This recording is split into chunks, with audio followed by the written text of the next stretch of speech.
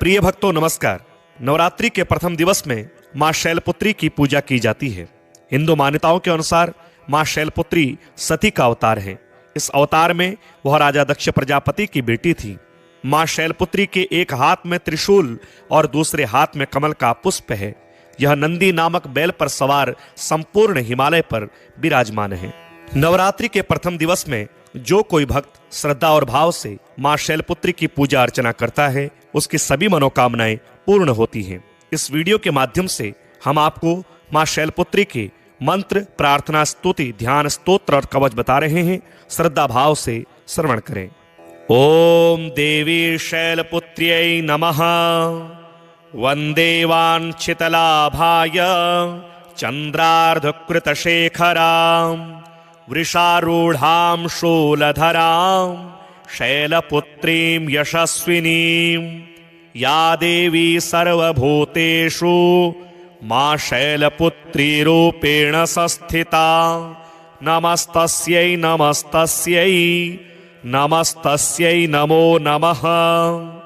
वंदे वाञ्छितलाभाय चंद्रार्धकृतशेखरां वृषारूढ़ां शूलधरां शैलपुत्रीं यशस्विनीं पूर्णेन्दुनिभां गौरी मूलाधारस्थितां प्रथमदुर्गात्रिनेत्रां पटाम्बरपरिधानां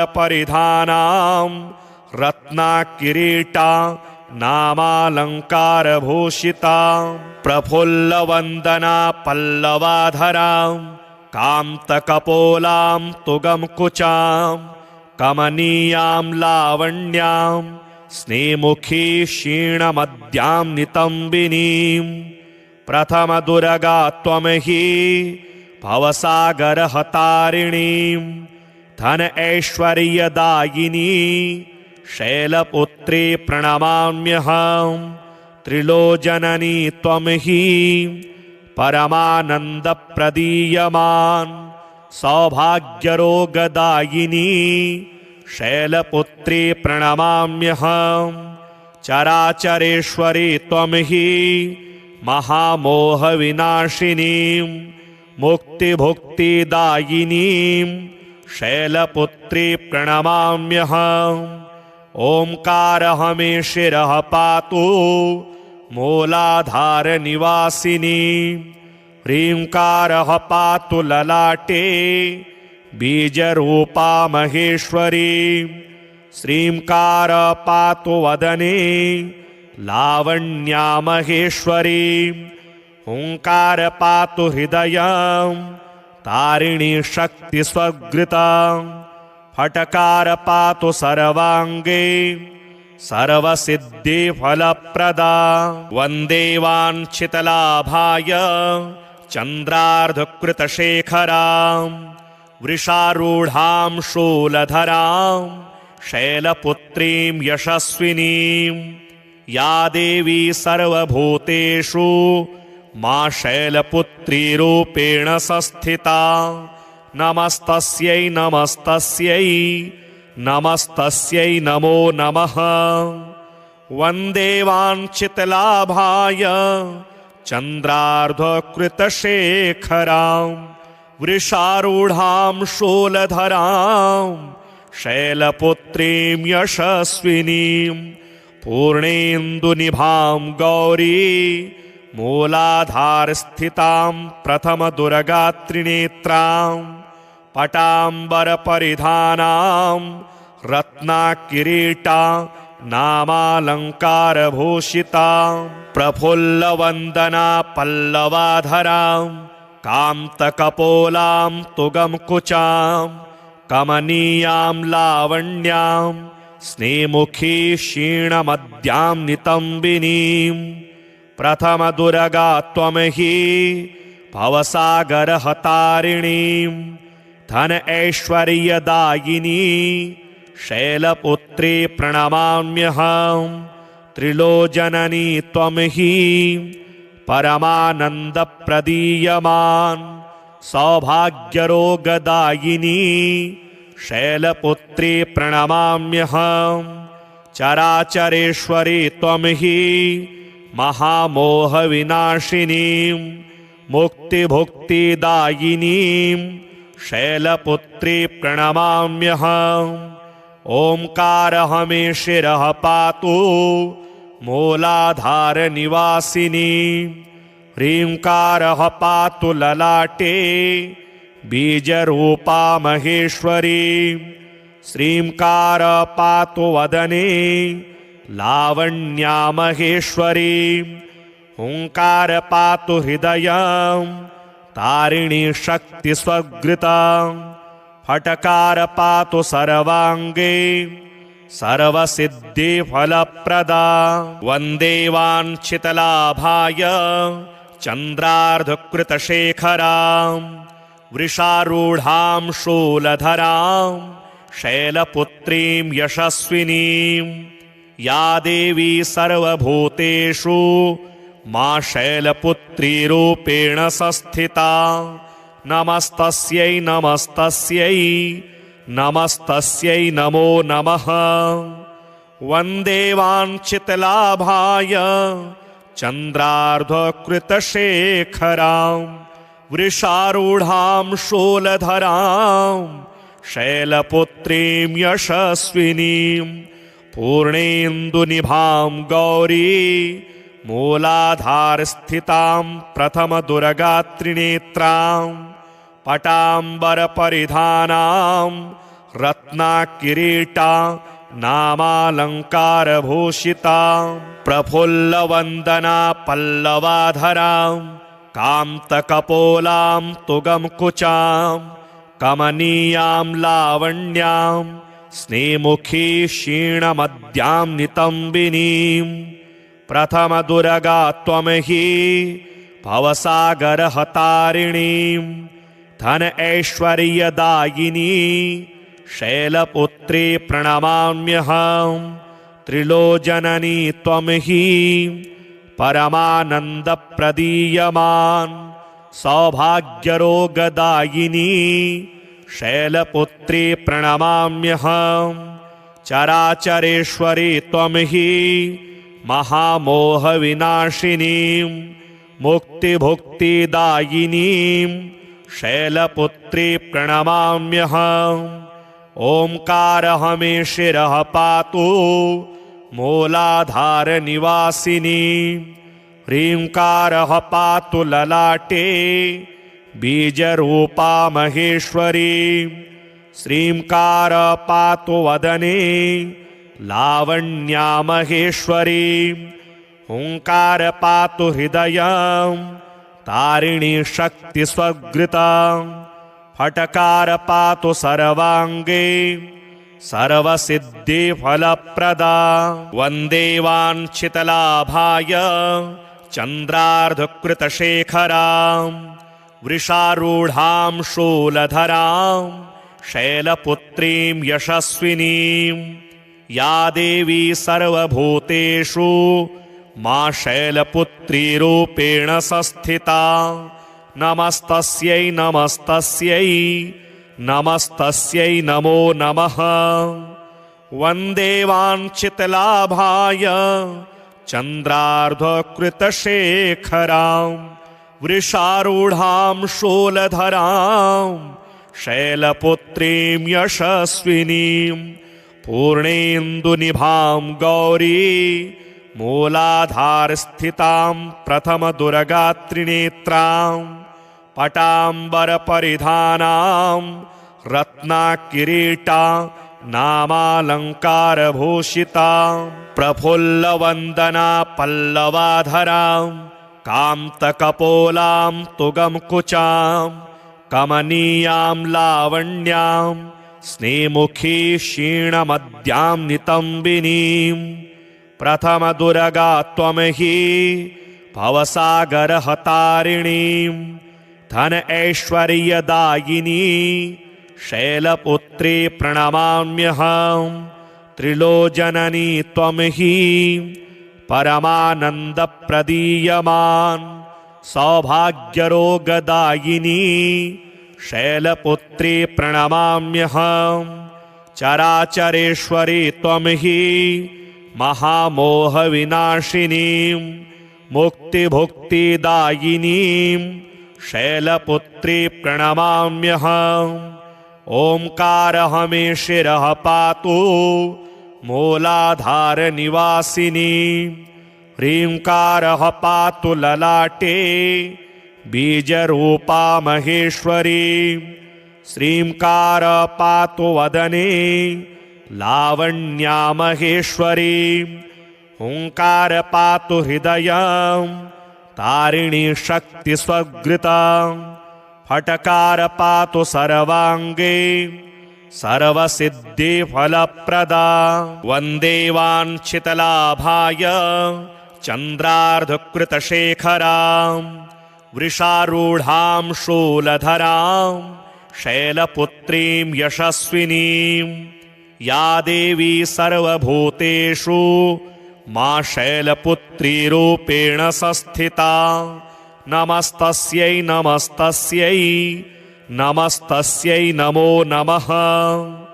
वन्दे वाञ्छितलाभाय चन्द्रार्धकृतशेखरां। वृषारूढां शूलधरां शैलपुत्रीं यशस्विनीं। पूर्णेन्दुनिभां गौरी मूलाधारस्थितां प्रथमदुर्गात्रिनेत्रां। पटाम्बरपरिधानां रत्नाकिरीटा नामालङ्कारभूषिता। प्रफुल्लवन्दना पल्लवाधरां कान्तकपोलां तुगमकुचां। कमनीयां लावण्यां स्नेमुखी क्षीणमद्यां नितम्बिनीं। प्रथमदुर्गा त्वं हि भवसागरहतारिणीं। धन ऐश्वर्यदायिनी शैलपुत्री प्रणमाम्यहम्। त्रिलोचननी त्वं हि परमानन्दप्रदीयमान्। सौभाग्यरोगदायिनी शैलपुत्री प्रणमाम्यहम्। चराचरेश्वरी त्वं हि महामोहविनाशिनीं। मुक्तिभुक्तिदायिनीं शैलपुत्री प्रणमाम्यहम्। ओंकारः मे शिरः पातु मूलाधारनिवासिनी। ह्रींकारः पातु ललाटे बीजरूपा महेश्वरी। श्रींकार पातु वदने लावण्या महेश्वरी। हुंकार पातु हृदयं तारिणी शक्ति स्वगृता। फटकार पातु सर्वांगे सर्वसिद्धि फलप्रदा। वंदे वाञ्छितलाभाय चंद्रार्धकृतशेखरां। वृषारूढां शूलधरां शैलपुत्रीं यशस्विनीं। या देवी सर्वभूतेषु मां शैलपुत्री रूपेण संस्थिता। नमस्तस्यै नमस्तस्यै नमस्तस्यै नमो नमः। वन्दे वाञ्छितलाभाय चन्द्रार्धकृतशेखरां। वृषारूढां शूलधरां शैलपुत्रीं यशस्विनीं। पूर्णेन्दुनिभां गौरी मूलाधारस्थितां प्रथमदुर्गात्रिनेत्रां। पटाम्बरपरिधानां रत्नाकिरीटा नामालङ्कारभूषिता। प्रफुल्लवन्दना पल्लवाधरां कान्तकपोलां तुगमकुचां। कमनीयां लावण्यां स्नेमुखी क्षीणमद्यां नितम्बिनीं। प्रथमदुर्गा त्वं हि भवसागरहतारिणीं। धन ऐश्वर्यदायिनी शैलपुत्री प्रणमाम्यहम्। त्रिलोचननी त्वं हि परमानन्दप्रदीयमान्। सौभाग्यरोगदायिनी शैलपुत्री प्रणमाम्यहम्। चराचरेश्वरी त्वं हि महामोहविनाशिनीं।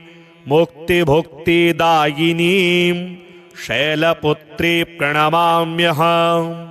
ओंकारः मे शिरः पातु मूलाधारनिवासिनी। ह्रींकारः पातु ललाटे बीजरूपा महेश्वरी। श्रींकार पातु वदने लावण्या महेश्वरी। हुंकार पातु हृदयं तारिणी शक्ति स्वगृता। फटकार पातु सर्वांगे सर्वसिद्धि फलप्रदा। वंदे वाञ्छितलाभाय चंद्रार्धकृतशेखरां। वृषारूढां शूलधरां शैलपुत्रीं यशस्विनीं। या देवी सर्वभूतेषु मा शैलपुत्री रूपेण संस्थिता। नमस्तस्यै नमस्तस्यै नमस्तस्यै नमो नमः। वन्दे वाञ्छितलाभाय चन्द्रार्धकृतशेखरां। वृषारूढां शूलधरां शैलपुत्रीं यशस्विनीं। पूर्णेन्दुनिभां गौरी मूलाधारस्थितां प्रथमदुर्गात्रिनेत्रां। पटाम्बरपरिधानां रत्नाकिरीटा नामालङ्कारभूषितां। प्रफुल्लवन्दना पल्लवाधरां कान्तकपोलां तुगमकुचां। कमनीयां लावण्यां स्नेमुखी क्षीणमद्यां नितम्बिनीं। प्रथमदुर्गा त्वमहि भवसागरहतारिणीं। धन ऐश्वर्यदायिनी शैलपुत्री प्रणमाम्यहम्। त्रिलोचननी त्वमहि परमानन्दप्रदीयमान्। सौभाग्यरोगदायिनी शैलपुत्री प्रणमाम्यहम्। चराचरेश्वरी त्वमहि महामोहविनाशिनीं। मुक्तिभुक्तिदायिनीं शैलपुत्री प्रणमाम्यहम्। ओंकारः मे शिरः पातु मूलाधारनिवासिनी।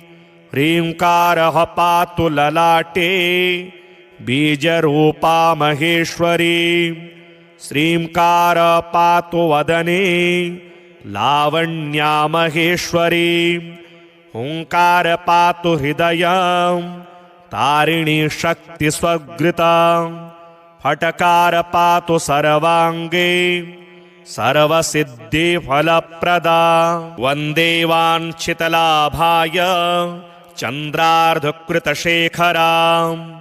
वृषारूढां शूलधरां शैलपुत्रीं यशस्विनीं। या देवी सर्वभूतेषु मा शैलपुत्री रूपेण संस्थिता।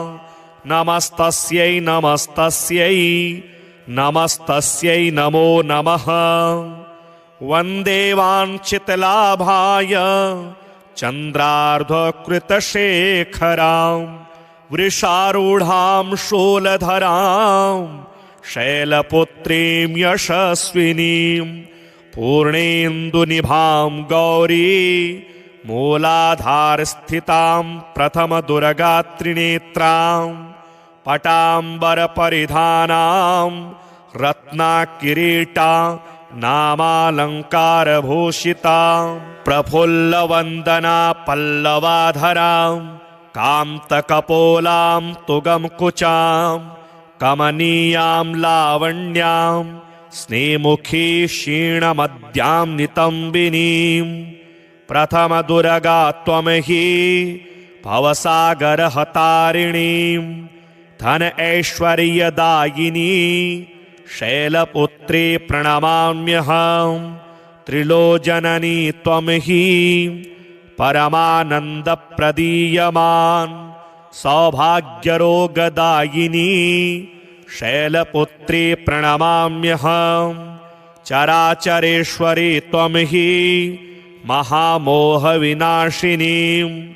मुक्तिभुक्तिदायिनीं शैलपुत्री प्रणमाम्यहम्। ओंकारः मे शिरः पातु मूलाधारनिवासिनी। ह्रींकारः पातु ललाटे बीजरूपा महेश्वरी। श्रींकार पातु वदने लावण्या महेश्वरी। हुंकार पातु हृदयं तारिणी शक्ति स्वगृता। फटकार पातु सर्वांगे सर्वसिद्धि फलप्रदा। वंदे वाञ्छितलाभाय चंद्रार्धकृतशेखरां। वृषारूढां शूलधरां शैलपुत्रीं यशस्विनीं। या देवी सर्वभूतेषु मा शैलपुत्री रूपेण संस्थिता। नमस्तस्यै नमस्तस्यै नमस्तस्यै नमो नमः। वन्दे वाञ्छितलाभाय चन्द्रार्धकृतशेखरां। वृषारूढां शूलधरां शैलपुत्रीं यशस्विनीं। पूर्णेन्दुनिभां गौरी मूलाधारस्थितां प्रथमदुर्गात्रिनेत्रां।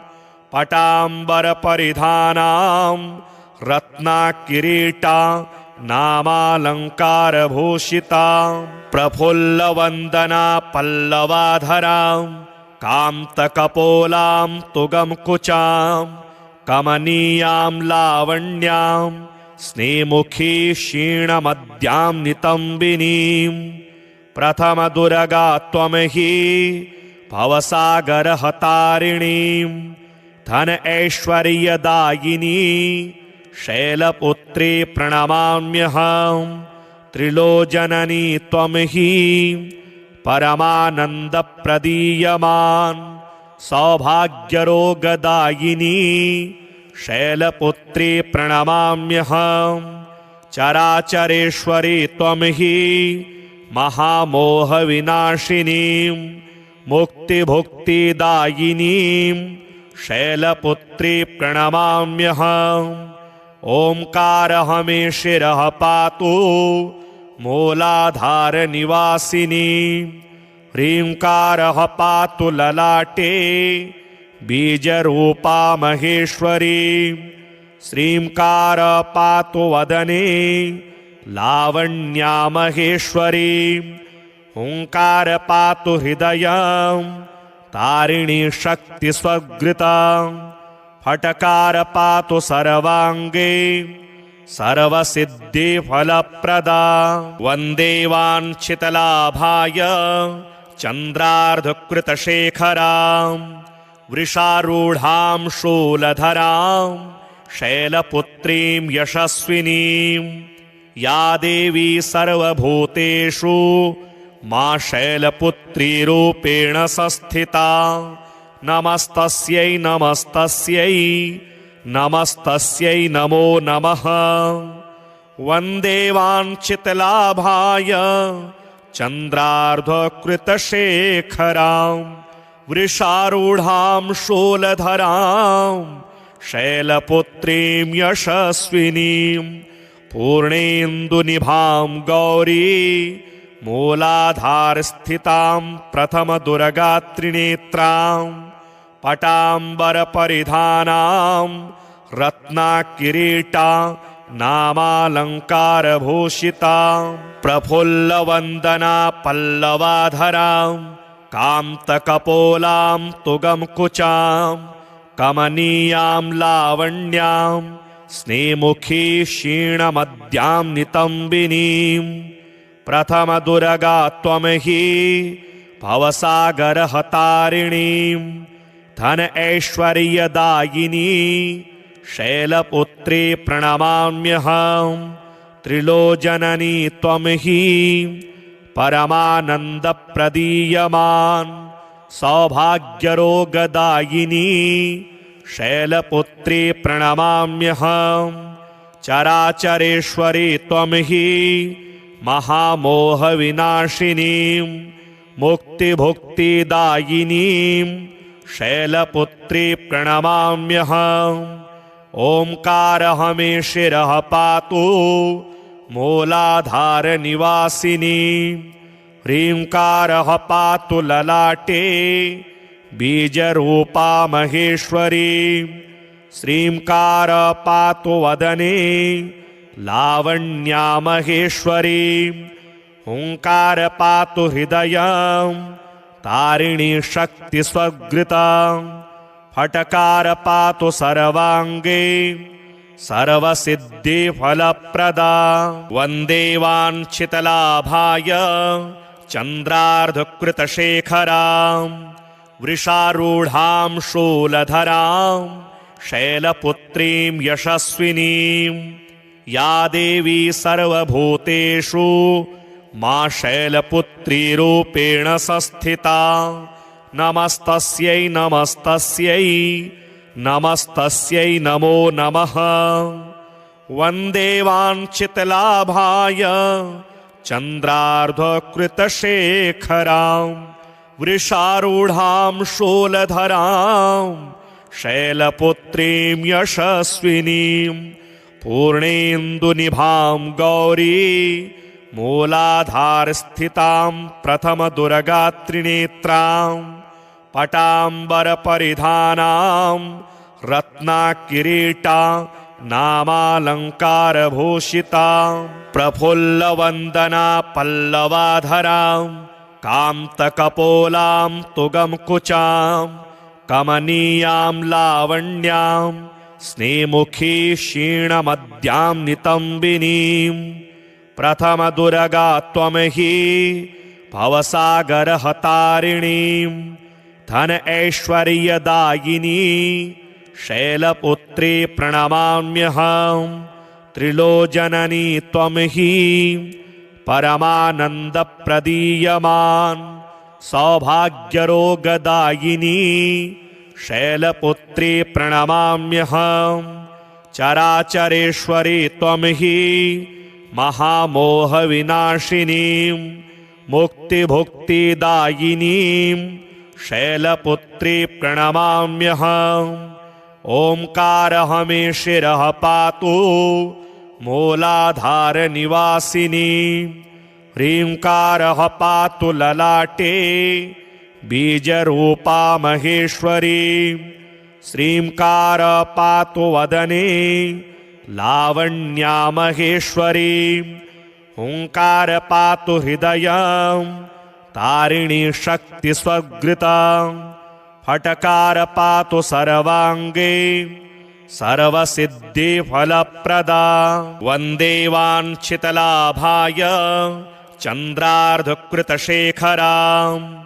वृषारूढां शूलधरां शैलपुत्रीं यशस्विनीं। या देवी सर्वभूतेषु मां शैलपुत्री रूपेण संस्थिता। नमस्तस्यै नमस्तस्यै नमस्तस्यै नमो नमः। वन्दे वाञ्छितलाभाय चन्द्रार्धकृतशेखरां।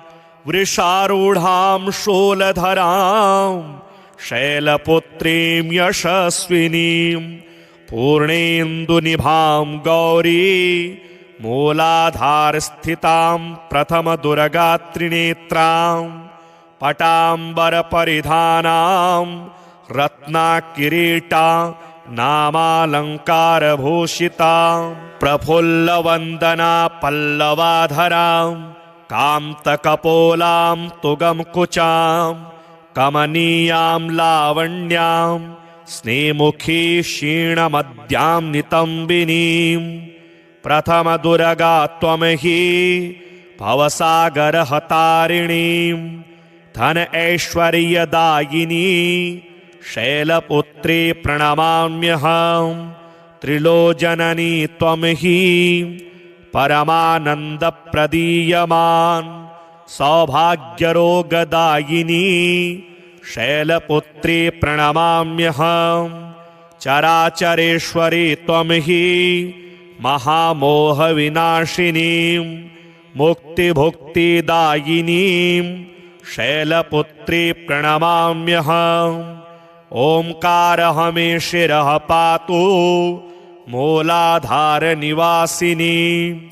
ह्रींकारः पातु ललाटे बीजरूपा महेश्वरी। श्रींकार पातु वदने लावण्या महेश्वरी। हुंकार पातु हृदयं तारिणी शक्ति स्वगृता। फटकार पातु सर्वांगे सर्वसिद्धि फलप्रदा।